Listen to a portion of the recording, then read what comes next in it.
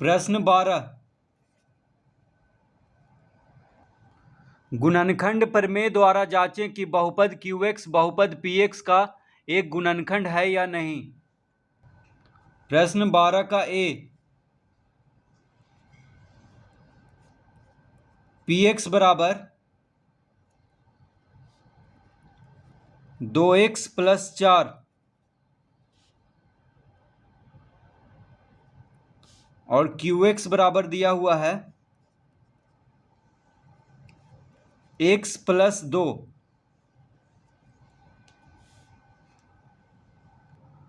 तो कह रहा है गुणनखंड प्रमेय द्वारा जांचें कि बहुपद QX PX का एक गुणनखंड है या नहीं। तो यहां पे हम लिखेंगे माना x + 2 बराबर 0। तो सबसे पहले x + 2 का शून्यक निकाल लेंगे। तो x + 2 का शून्यक हो जाएगा -2। देखिए x बराबर -2 आ जाएगा क्योंकि x + 2 बराबर 0 है। तो +2 बराबर के दाएं तरफ जाएगा तो -2 हो जाएगा, यानी x बराबर हो गया -2। तो x + 2 का शून्यक आ गया -2। तो px में अब x का मान रखेंगे। तो px बराबर है 2x + 4। तो x के जगह पे क्या रखेंगे -2। तो p - 2 बराबर हो जाएगा 2 गुना -2। देखिए 2x है तो x की जगह पे -2 रखेंगे। तो 2 गुना -2 हो गया +4 बराबर हो जाएगा -4 + 4। तो -4 + 4 हो जाएगा 0। तो शेषफल कितना आ गया? 0 आ गया। तो जब शेषफल 0 आ जाए इसका मतलब QX PX का क्या है? गुणनखंड है। क्योंकि शेषफल 0 आ जाता है इसका मतलब क्या हुआ कि पूरा पूरी विभाजित हो जाएगा। तो p - 2 बराबर 0 आ गया है। तो लिखेंगे अतः QX PX का एक गुणनखंड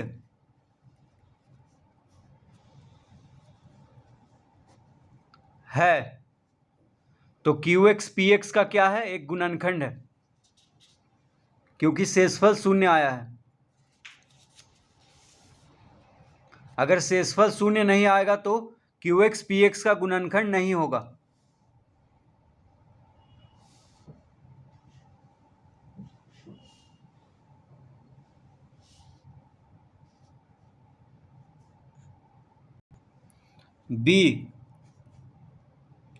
B में है PX बराबर x का घात 4 प्लस 2x का घात 3 माइनस 3x² प्लस x - 1 और QX बराबर है x - 2। तो PX बराबर है x का घात 4 प्लस 2x का घात 3 माइनस 3x² प्लस x - 1 और QX बराबर क्या है? x - 2। तो यहाँ पे हम लिखेंगे माना x - 2 बराबर 0। तो x बराबर हो जाएगा 2। तो x - 2 का सबसे पहले हम शून्यक ज्ञात कर लेंगे। तो x - 2 का शून्यक आ गया 2। तो x - 2 का शून्यक हो गया 2। अब x का मान px में रखेंगे। तो px बराबर है x का घात 4 प्लस 2x का घात 3 माइनस 3x² प्लस x - 1।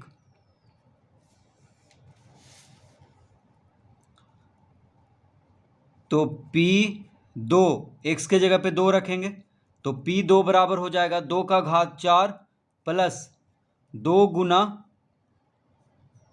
2 का घात 3 माइनस 3 गुना 2 का घात 2 प्लस 2 माइनस 1। तो जहाँ जहाँ पे x है वहाँ पे 2 रखेंगे तो x का घात 4 तो 2 का घात 4 यहाँ पे लिखेंगे। फिर यहाँ पे x का घात 3 है तो 2 का घात 3, x का घात 2 तो 2 का घात 2 प्लस 2 माइनस 1। तो 2 का घात 4 हो जाएगा 16 प्लस 2 का घन हो जाएगा 8, 8 दूना 16 हो गया माइनस 2 दूना 4, 4 तिया 12 प्लस 2 माइनस 1। तो 2 में से 1 घटाएंगे तो 1 का आएगा तो यहाँ पे 1 लिख देंगे।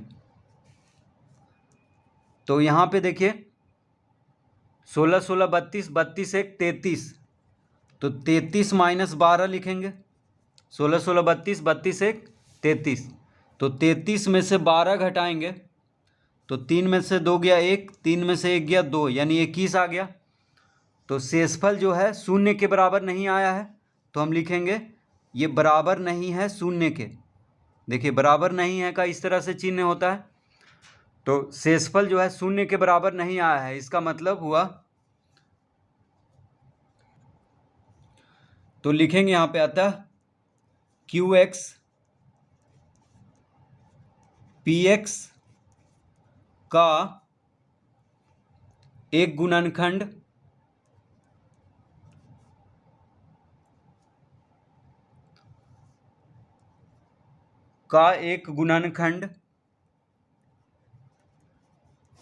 नहीं है।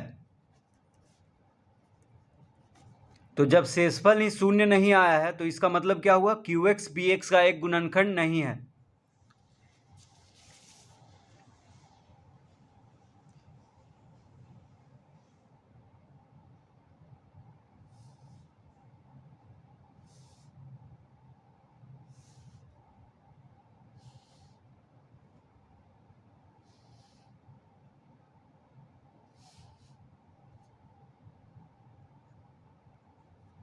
C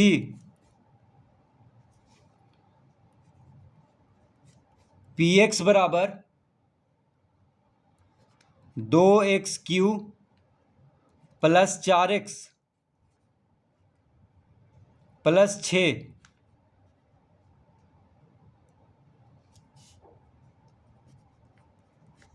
QX बराबर x प्लस 1, तो PX बराबर है 2x³ प्लस 4x प्लस 6 और QX बराबर है x प्लस 1। तो लिखेंगे माना x प्लस 1 बराबर 0, तो x बराबर आ जाएगा -1। तो x प्लस 1 का शून्यक सबसे पहले ज्ञात कर लेंगे जो कि आ गया -1। अब x का मान px में रखेंगे तो px बराबर है 2x का घात 3 प्लस 4x प्लस 6, तो 2x का मान कितना है -1, तो 2 गुना -1 का घात 3 प्लस 4 गुना -1 प्लस 6 हो जाएगा। तो जहाँ जहाँ पे x है वहाँ पे -1 लिखेंगे। तो देखिए 2 गुना -1 का घात 3 -1 हो जाएगा प्लस 4 गुना -1 और प्लस 6, तो यहाँ पे 2 गुना -1 हो जाएगा -2, 4 गुना -1 हो जाएगा -4 और यहाँ पे है प्लस 6, तो -4 और -2 हो गया -6 और यहाँ पे है प्लस 6, तो -2 और -4 हो गया -6, तो -6 और प्लस 6 क्या हो जाएगा, शून्य आ जाएगा। तो शेषफल शून्य आ गया है, इसका मतलब क्या हुआ, तो हम लिखेंगे अतः QX PX का एक गुणनखंड है। QX क्या है? PX का एक गुणनखंड है, क्योंकि शेषफल शून्य आया है।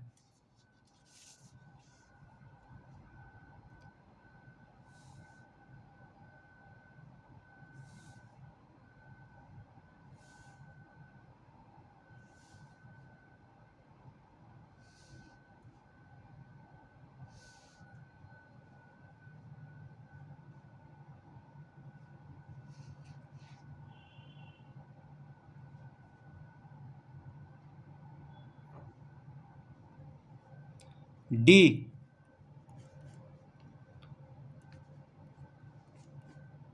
PX बराबर XQ plus X² plus 3X plus 175। तो PX बराबर है XQ plus X² plus 3X plus 175। QX बराबर है X प्लस 5।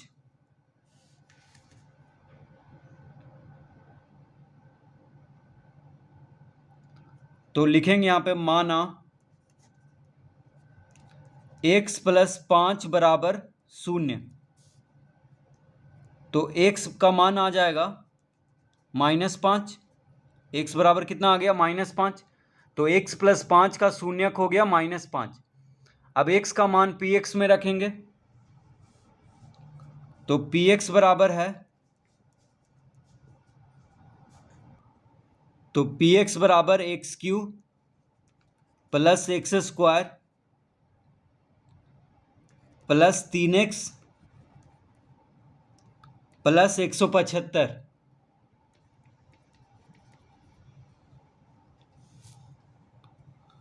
तो x के जगह पे -5 रखेंगे, तो p -5 बराबर हो जाएगा -5 का घात 3 प्लस X² है, तो -5 का स्क्वायर प्लस 3 गुना -5 हो जाएगा प्लस 175। तो -5 का घन हो जाएगा -125। 5 का घन 125 होता है, 5 बचे 25, 25 बचे 125। और यहाँ पे हो जाएगा -5 का वर्ग, 5 बचे 25, माइनस माइनस प्लस हो जाएगा यहाँ पे प्लस माइनस माइनस, 3 बचे 15 और प्लस 175। तो 125 और 75 को जोड़ देंगे, तो 125 और 75 आ जाएगा 200, और 125 और 15 आ जाएगा -140।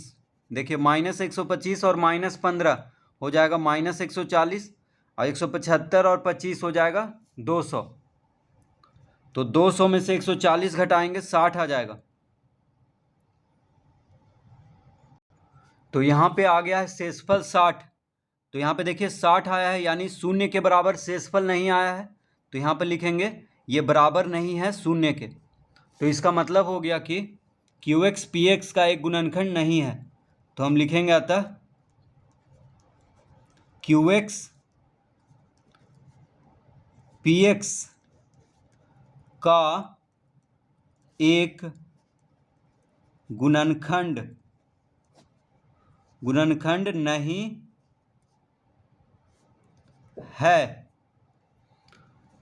तो QX PX का एक गुणनखंड नहीं है।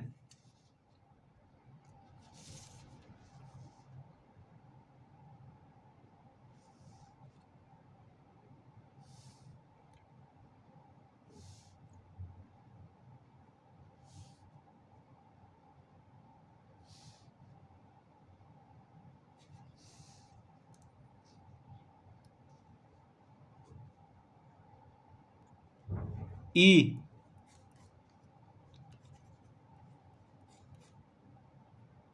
PX बराबर 6x का घात 3 minus x square minus 5x plus 2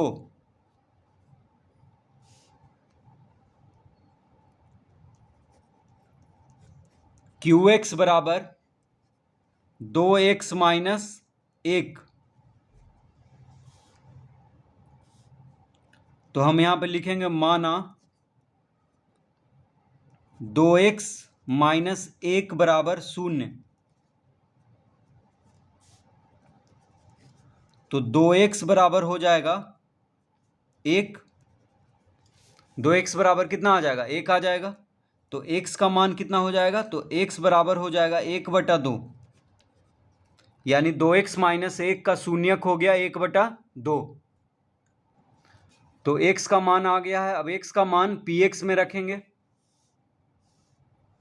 तो px बराबर है 6x का घात 3 minus x square minus 5x plus 2। x का मान कितना है? 1/2 है। तो p 1/2 बराबर 6x का घात 3 यानी 6 गुना 1/2 का घात 3 माइनस 1/2 का घात 2 माइनस 5 गुना 1/2 प्लस 2।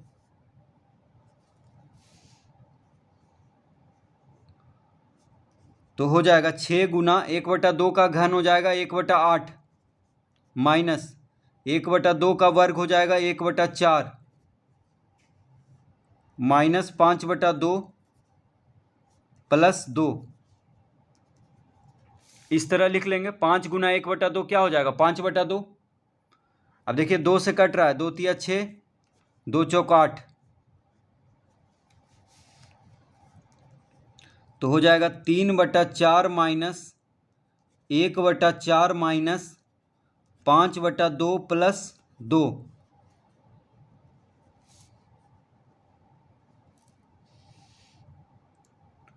तो 3/4 माइनस 1/4 माइनस 5/2 प्लस 2।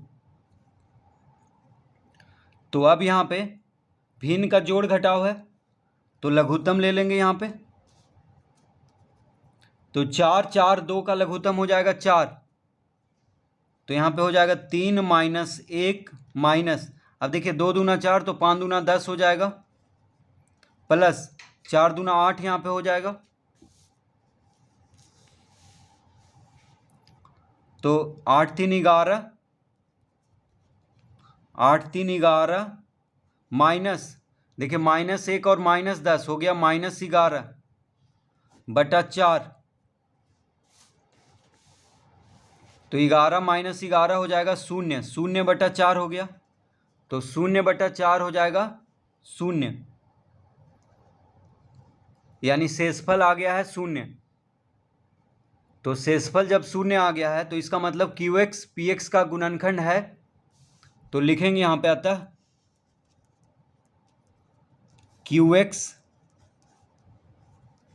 PX का एक गुणनखंड